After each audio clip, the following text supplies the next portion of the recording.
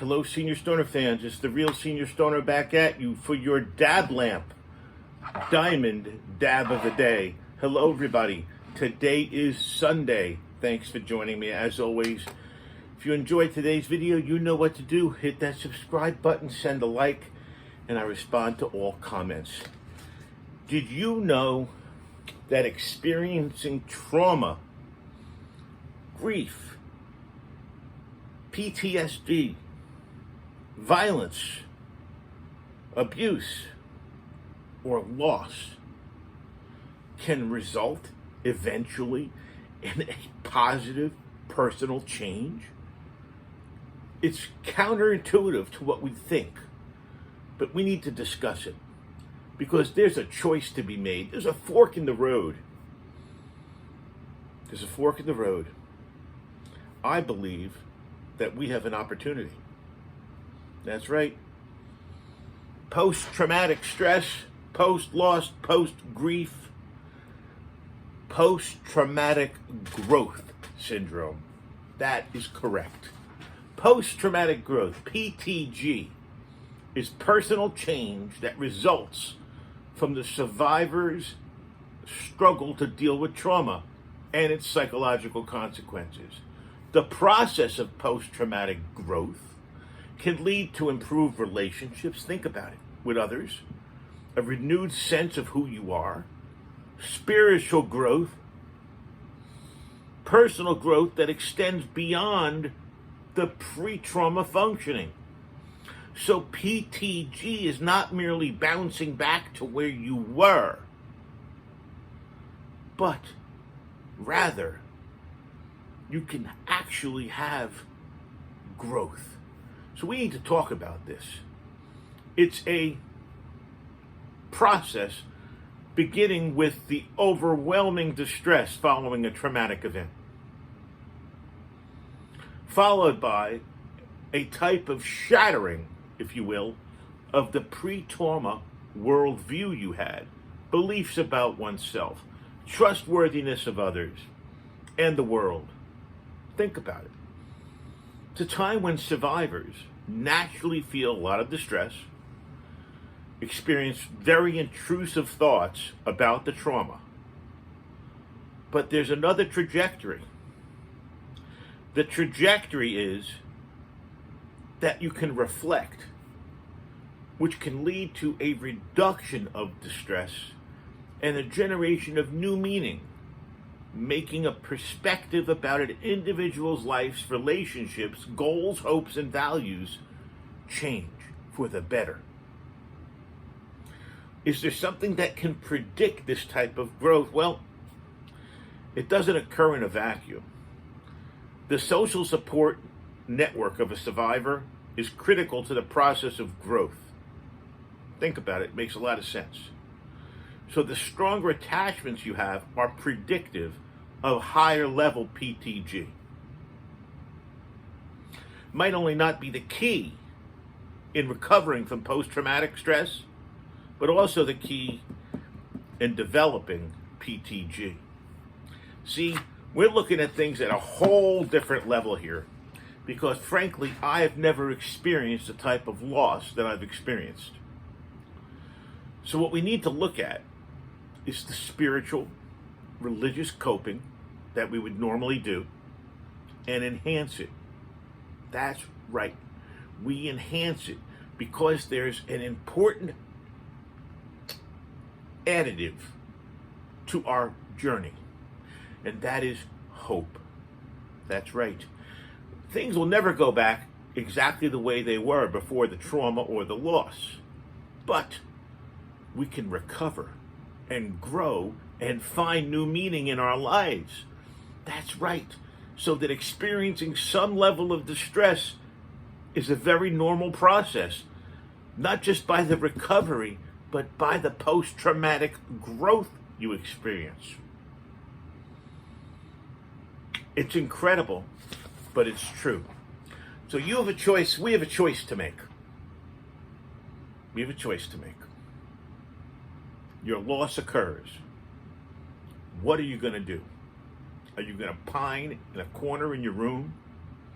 Or are you going to choose a better way to cope with grief. Face it, when someone close to you dies, you feel like all you can do barely is put one foot in front of the other. But there are some bereaved individuals, some traumatized people. Even as they're struggling with pain and loss, they're able to recognize over time that they've developed new insights, learn new skills, and gain new knowledge. That's right. These individuals that grieve like this can teach how to grow even as you struggle with loss. How do you find comfort in knowing that you can do more than just cope with the loss? You can choose growth. My mom passed away, 1981. And Mrs. Stoner has never left my side since that day. Things happen for a reason. You've got to build on the strengths. While the pain of the loss may feel new and unfamiliar, it's probably likely that it's not the first crisis you've experienced in life. What strategies helped us in other crises? Those can be helpful now. We need to reframe them a bit.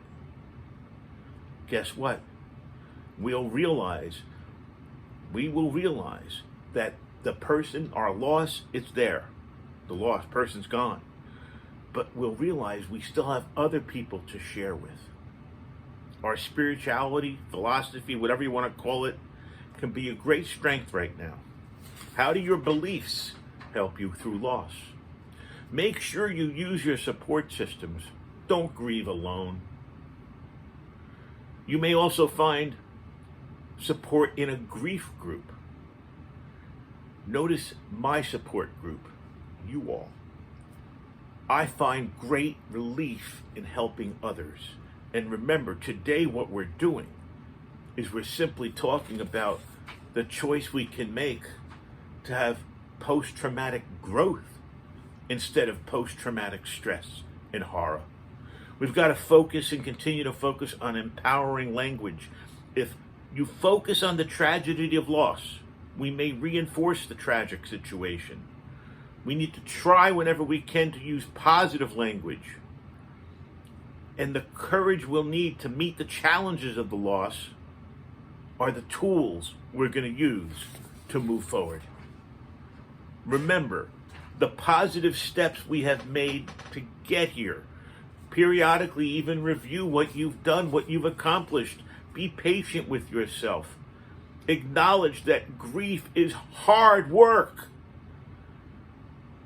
And as you're coping with grief, with your loss, learn to live the life a little different without that person you loved.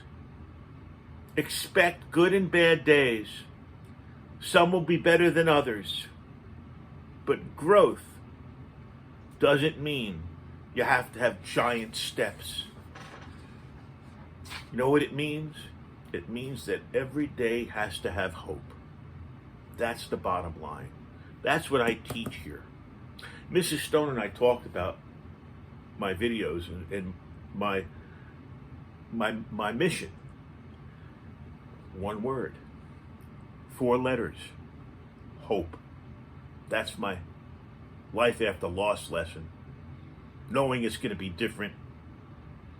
And as hard as it can be to believe right this second, joy and happiness will return.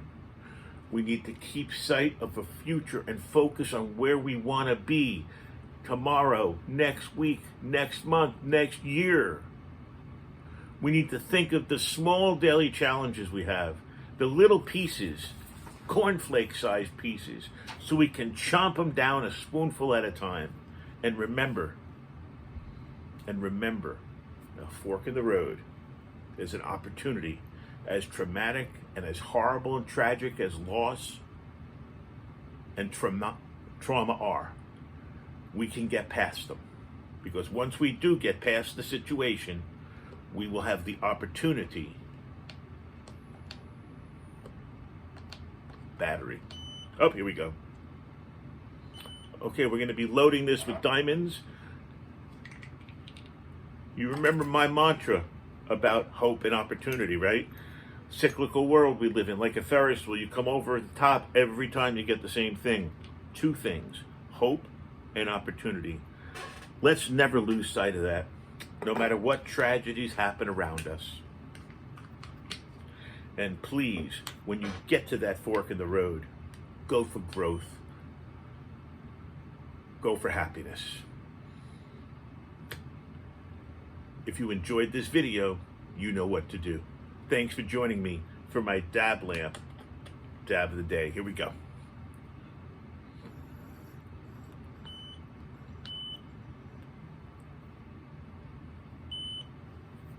Have a great day, everybody. And remember, good can come from bad. Cheers.